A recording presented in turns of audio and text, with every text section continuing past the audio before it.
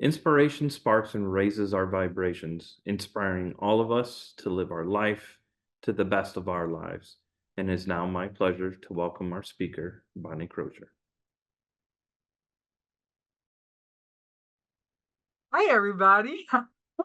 I am having, um, I'm going to say the time of my life today. So I, I was thinking about something, from time to time. I like to research things. I get these funny notions in my head, and so I want to know what people have to say about them, and I want to know about what science has to say about them, and so I found this this story, and it's written by um Mariah Morin. And it kind of brings us into what I wanted to talk about today. It's called Angel on My Shoulder. When I was little, I was taught that everyone has a guardian angel that assisted them from the moment of birth. I even believed that when I turned around quickly, I would catch sight of mine. And of course, that never happened. I retained my faith over the years, but eventually stopped believing in the existence of invisible winged beings protectively hovering over me to grant me my every wish. The cliche angel on my shoulder became just that, an outdated expression that belonged in hymns and childish dreams. I grew up, I married, I had a child. Although blessed in many ways, life was a constant struggle financially, hitting an all-time low about 3 years ago. My husband lost his job of 35 years. We had managed to buy our first home only a year before. Although the mortgage was low, it quickly depleted the small settlement he received as compensation for all of his years of hard work. Jobs were non-existent in our rural area. We maxed out our credit cards within months, just trying to survive. Our outlook was bleak, forcing us to face harsh reality to our situation. We would have to we'd have to put the house up for sale and rent a small apartment. Jobs were, like I said, non-existent, and we had no equity in our home. So there would be nothing left from the sale of the house to pay off the other bills that we had acquired. Declaring bankruptcy was inevitable. And so we started to be planning accordingly. We needed to get the house market ready, my husband stated. We'll clean the chimney, we'll empty the septic tank and repaint. We'll also have to file our income taxes so we can declare that debt for along with the rest, he added. Rubbing his tired red-rimmed eyes, he looked down. I nodded quietly and I got up to get the paperwork. We'd filed out our income tax form several months earlier, but we had never filed. Due to the lump sum settlement, we knew that we owed thousands of dollars, and now there would be interest in filing late fees as well. I handed him the thick forms with all of our other bills and called the chimney sweep to come the next day. Don't forget, we still have his coat that he left here last year, my husband said. And I retrieved that too, tossing it on the back of the chair. And as it landed, a crumpled up piece of paper fell out of the pocket. I bent down to pick it up and I saw that it was an old $20 bill. Wow, that's ancient, my husband remarked.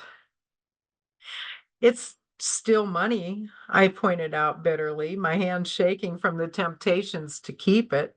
It was a small amount, but to me, it was a windfall. I looked at my husband and I saw the same thought in his sad eyes. And surely the owner would never remember it was there. And if he did, what proof did he have? We were silent for a long time, and always of one mind, we reached the same conclusion. I tucked the money back in the pocket of the jacket. We resumed our decisions of what we needed doing and glancing longingly at the coat every so often, but the money just would have to remain there.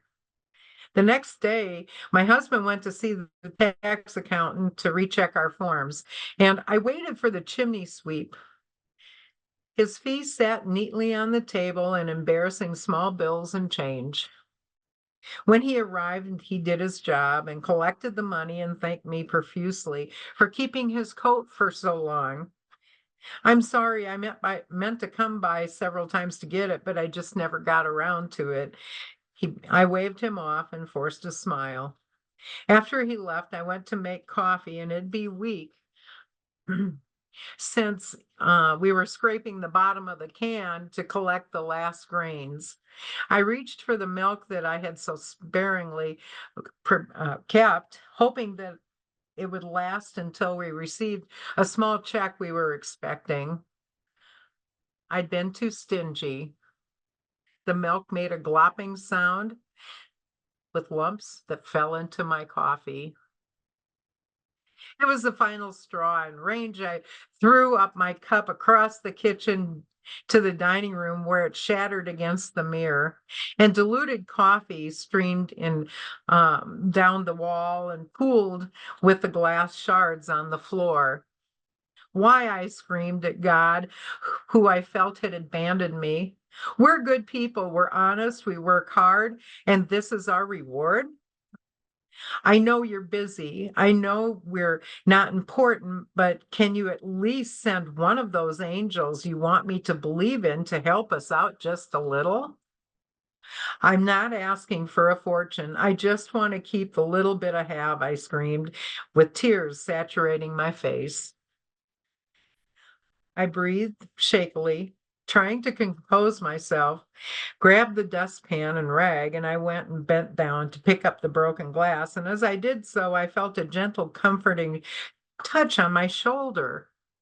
Startled, I whirled around to see a reflection in the small piece of mirror, a beautiful woman's face surrounded by a bright light. She had the bluest eyes I'd ever seen, and she smiled reassuringly, as if to say, everything is going to be all right. A moment later, the image was gone, replaced again by the glass shards dotted with coffee splatter, and I sat back and I was filled with a warm sense of peace. I was still sitting on my heels and dazed, and the phone rang, and I got to my feet clumsily and reached for the receiver. Hello, I murmured. Honey, are you sitting down? You need to sit down. This was my husband. His voice was raw with emotion. I said, what's wrong? Nothing's wrong, he laughed. Everything's right. I made a mistake on the taxes. We're getting money back. Lots of money back. He went on to explain his error. His jabber made no sense, and all I wanted to know was how much our refund would be. When he told me the amount, I gasped.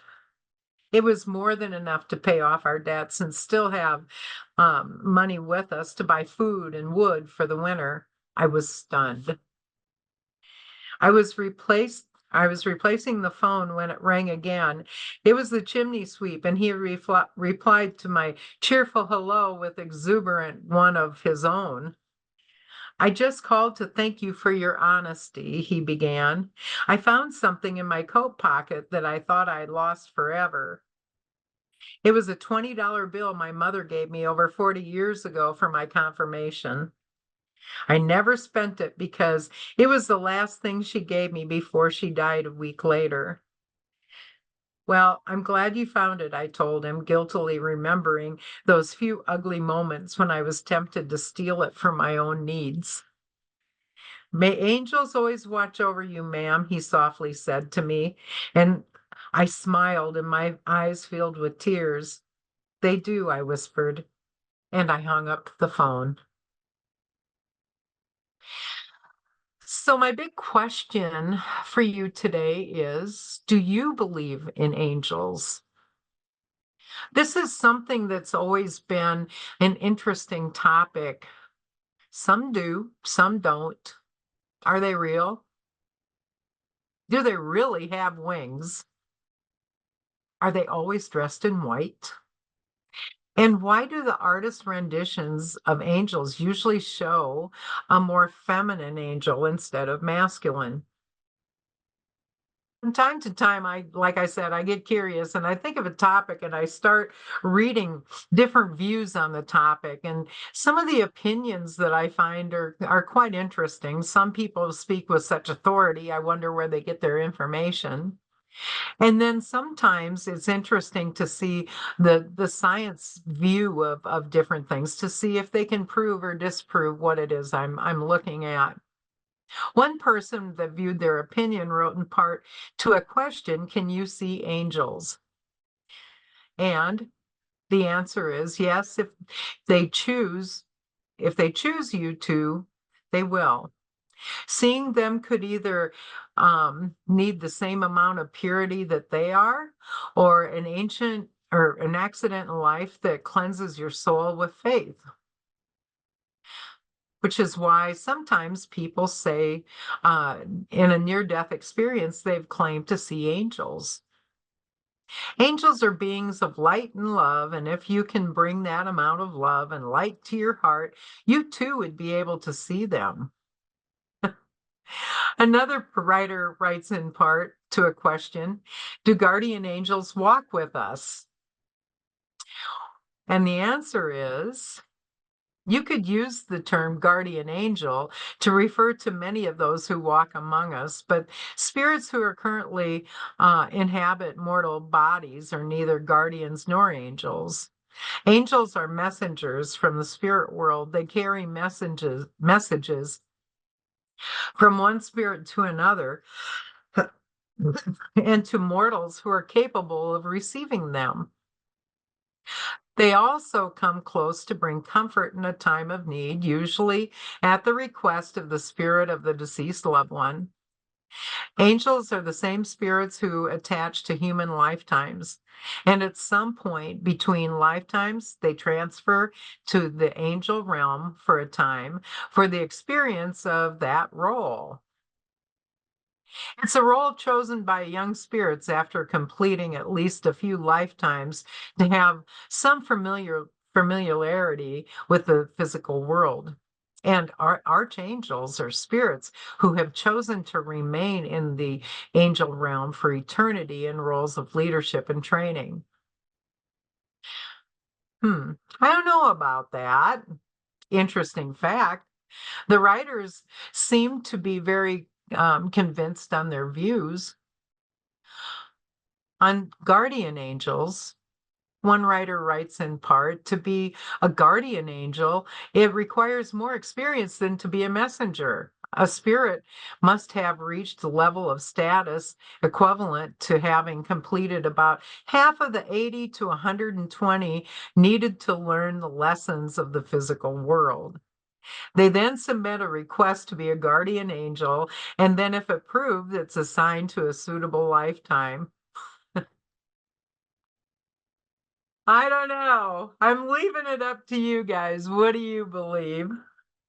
I was having a conversation with someone a while ago. We were talking about archangels, and this person wondered what each of the archangels represented. And she said, I don't know.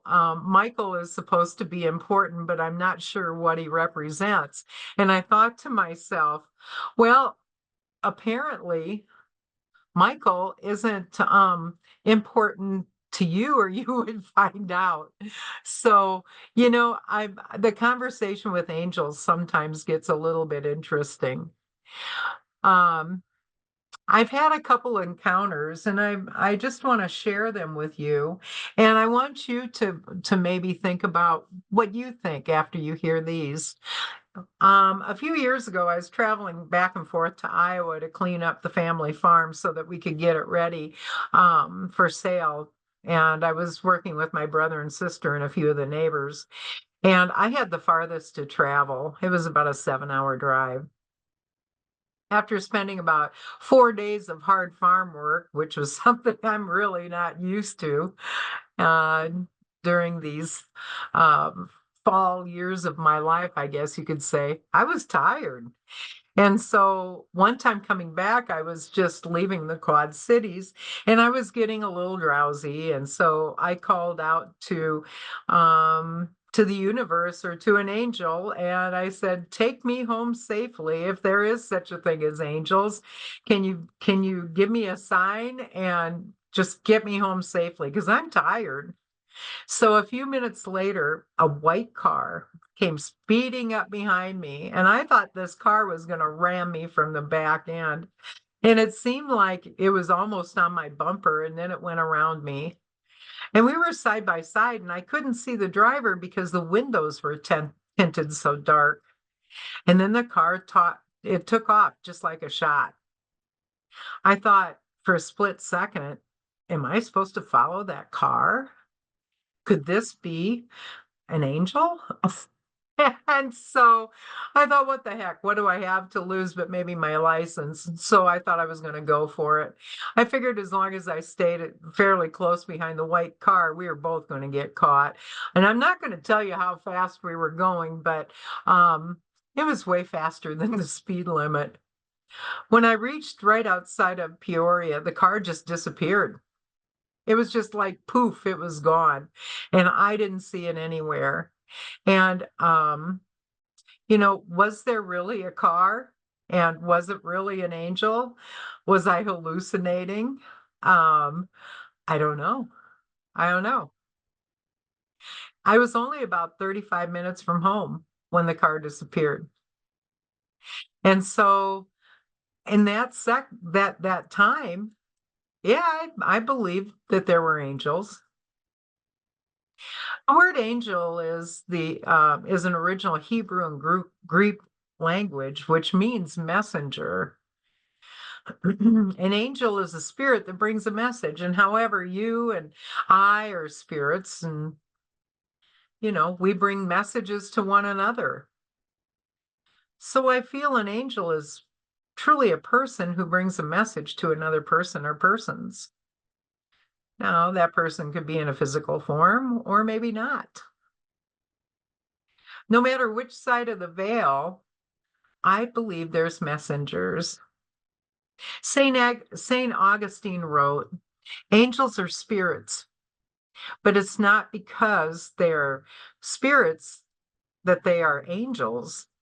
They became angels when they were sent. For their name angel refers to their office, not their nature. You ask the name of this nature, it is spirit. You ask its office, and it is that of an angel, which is the messenger. I feel like he's kind of talking in circles there, but anyway, there is there is something there I think that we can grab onto.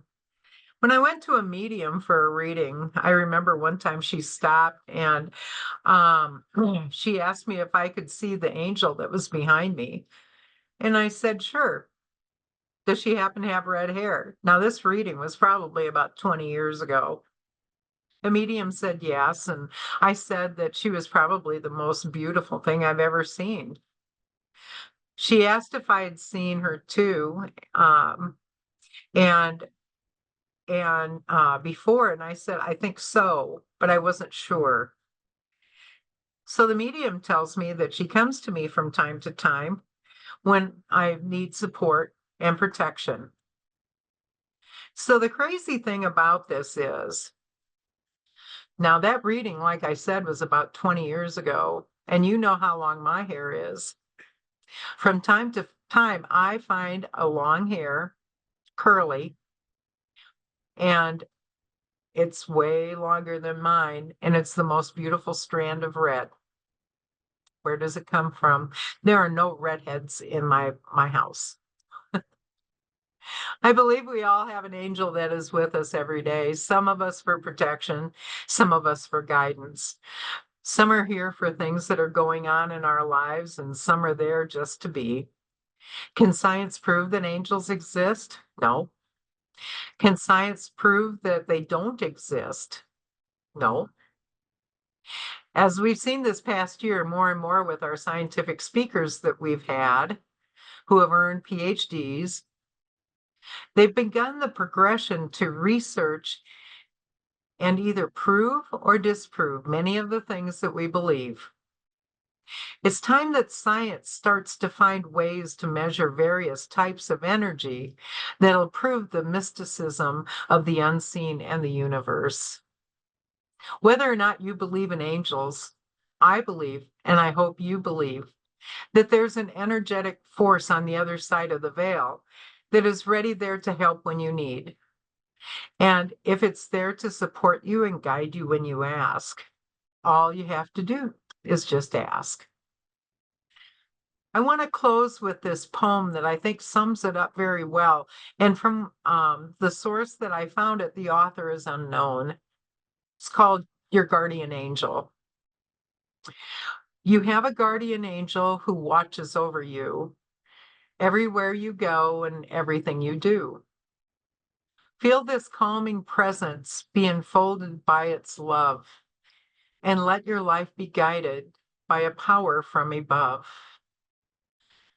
This gentle, silent helper is there to be your guide, to shelter and protect you, for you to walk beside. Your guardian angel will always help you whenever things go wrong. They'll be the wings beneath your feet as life path walks along. For when I pray, they're praying too. The prayer that's just for me. But when I sleep, they never do. They're watching over me. I want to thank you all for allowing me to serve you and to serve spirit.